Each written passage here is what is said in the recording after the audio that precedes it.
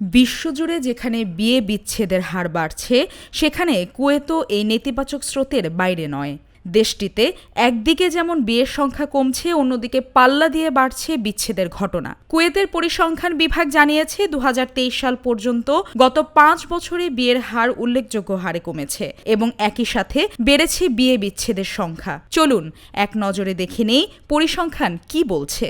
২০২৩ সালে কুয়েতে মোট ১১,১১৬টি বিয়ে নথিভুক্ত হয়েছে। এর মধ্যে ৯,২৮০টি বিয়ে হয়েছে কুয়েতি নারী ও পুরুষের মধ্যে। এছাড়া কুয়েতি পুরুষ ও বিদেশি নারীর মধ্যে ১,৩৬৫টি বিয়ে এবং কুয়েতি নারী ও বিদেশি পুরুষের মধ্যে ৫২১টি বিয়ে হয়েছে। পরিসংখ্যানটি কুয়েতিদের মধ্যে বহু বিয়ের প্রবণতাকেও তুলে ধরেছে। একই বছরে ৫৩৮ জন পুরুষ দ্বিতীয় বিয়ে করেছেন, ৫১ জন পুরুষ তৃতীয় বিয়ে করেছেন এবং ৩ জন পুরুষ চতুর্থ বিয়ে করেছেন। তবে উদ্বেগের বিষয় হল দেশটিতে বিয়ে বিচ্ছেদের হার বেড়েই চলেছে। ২০২৩ সালে ৫,৯৩২টি বিয়ে বিচ্ছেদ হয়েছে, যা আগের বছরের তুলনায় অনেক বেশি। বিশেষ করে বিশ্ববিদ্যালয় থেকে পাশ করা কুয়েতিদের মধ্যে এই হার বেশি দেখা যাচ্ছে।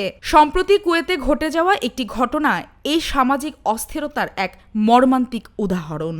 আপনারা শুনে অবাক হবেন, বিয়ের মাত্র ৩ মিনিটের মাথায় বিয়ে বিচ্ছেদ হয়েছে এক দম্পতির। নববধূর অভিযোগ, বিয়ের ঠিক পর মুহূর্তেই তাকে অপমান করেন স্বামী। তাৎক্ষণিক সিদ্ধান্তে নববধূর বিচ্ছেদের আবেদন বিচারক মেনে নেন এবং এভাবেই সমাপ্তি ঘটে একটি ৩ মিনিটের দাম্পত্য জীবনের। প্রতিবেদন অনুসারে কুয়েতে মে মাসে সবচেয়ে বেশি বিয়ে বিচ্ছেদ হয়ে থাকে।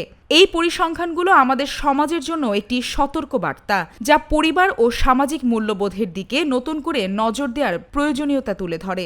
সামাজিক এই পরিবর্তনগুলো নিয়ে আপনার মতামত কি? আমাদের কমেন্ট সেকশনে জানাতে পারেন। আজ এই পর্যন্তই। পরবর্তী সংবাদে আবার দেখা হবে।